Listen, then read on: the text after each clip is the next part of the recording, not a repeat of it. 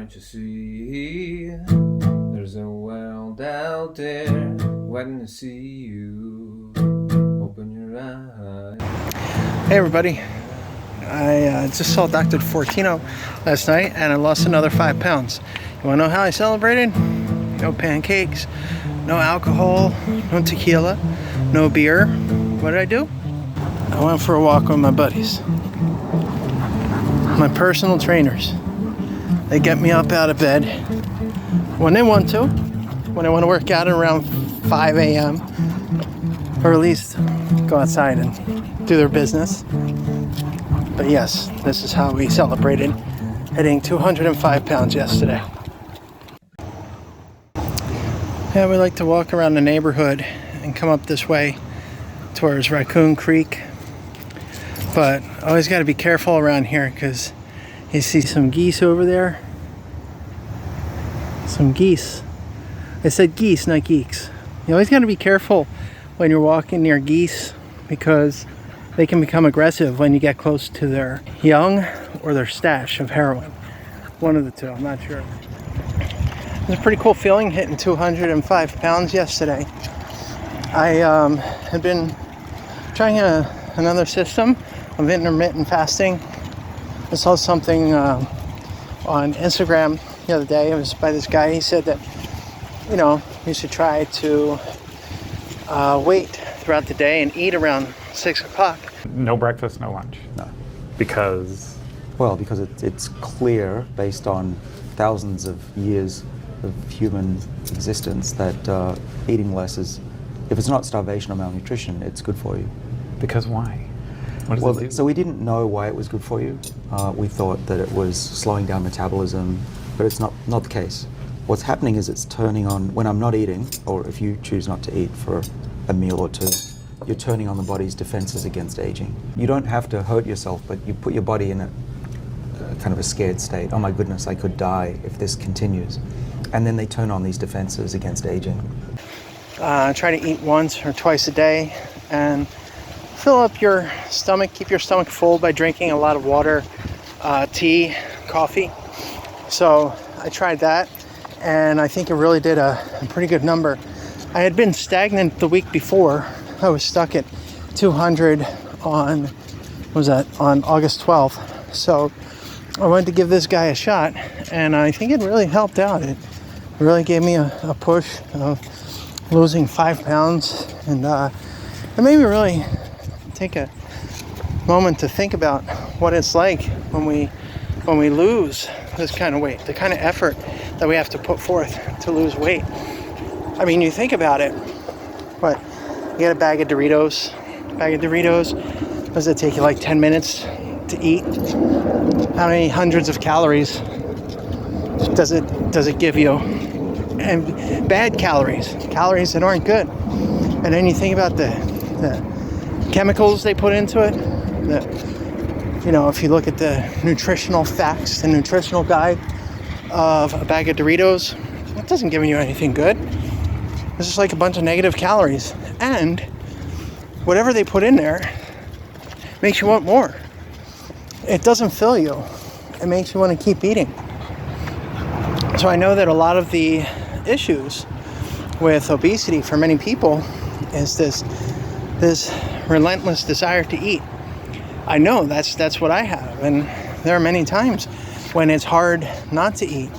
You know, it's like it's very similar to other forms of addiction, like drugs, alcohol, gambling, sex. From what I've heard, I don't remember what that is, but with a lot of addiction, like when you crave something, your entire body is like on fire. It just tells you that's what you want. You just want to go and eat it, you know? And I think part of that is psychological, but you know, you come to find out a lot of the chemicals that are in our food here, if you compare food to other countries, the food labels here are ridiculous. All the food labels in other countries, I mean, from what I've seen, you know, on the internet, you know, the internet would never lie to us, right? A lot of the food labels are very simple, basic ingredients, and you understand what's on those labels. But ours, man, you gotta have a PhD in chemistry to understand what's in our food. And a lot of that is designed to make us feel addicted and want to have more. And I know there's a lot of it, as I said, that's an emotional or psychological dependence, but you know, much of it is also created by those chemicals, and it's hard to avoid that. So I think for the most part, I'm doing a lot better with it.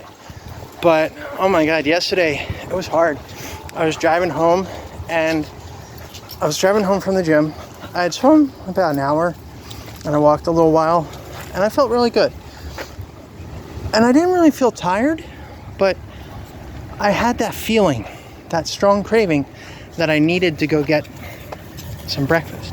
Now, I know that breakfast isn't bad, but as I said, I wanted to continue with my intermittent fasting and not eat until like later on in the day. But every part of my body was telling me to go get breakfast. Now, I could have just come home and had an apple, maybe some nuts, banana, something, maybe even a protein shake to make me feel full a little bit. But no, like I was craving going to the supermarket and getting some bacon and eggs and just have a nice breakfast. Not even that big. But it just reminded me of how hard this is. And a lot of people might say, oh no, you know, food is not as strong as drug addiction. It's not as strong as alcoholism. And maybe you might feel that way. But you know what though? You can really avoid those things if you wanted to. You don't have to, like, if I walk down the street or drive, like just driving, you know, just moving around, you'll smell people cooking things and it just smells amazing. And you can't wait to eat, you know? Every time you go to a person's house, they offer you something to eat, something to drink. It's not like you go to somebody's house and they offer you some heroin or cocaine.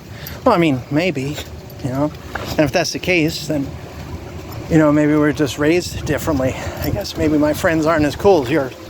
Yeah, so as I was saying, I mean, you can avoid drugs and alcohol if you really tried. But it's hard to avoid food. There was a gym I used to go to on Diego de Almagro, and it was kind of near Orellana, in between Orellana and Colon. It was a nice gym, but eventually they put a burger place right next to it. I mean, it was connected to the building. How torturous can that be? You know, you finish a great workout, you're sweaty, you come outside, and there's that amazing odor of burgers just calling your name. And it's going, hey, big boy, come on in. Come take a whiff. You know what I mean? It's just all around you. Driving home from the gym here, I just smell barbecue cooking. Sometimes I smell pizza, cookies, something freshly baked. It's so hard, man. But just gotta keep putting up the good fight, you know. And that's another thing with dealing with food addiction is you feel hungry all the time. You feel hungry a lot. It's hard to know when you're full. But that's the best thing. That's one of the greatest things about making sure you know how to eat right. When you have nutritious meals, you get fuller faster. Proteins fill you up fast. Whole veggies, whole foods, really healthy stuff. You get fuller faster, and you don't feel that hunger as much as you used to. That's pretty cool. But if you keep eating that bad stuff, that junk, it's going to keep making you want more. And that's why it's very important to cut it out.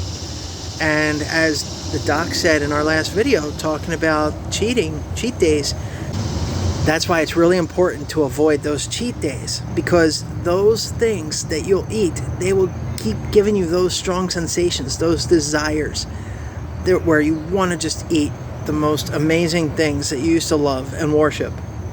At the same time, you know, they're going to be hurting you. And if you eat one, it's just going to keep calling your name. It's going to keep making you want to eat more. And that's why it's so important to avoid them. And you can do it as long as you train yourself, train your mind in the right way to eat the right things, eat at the right times of day,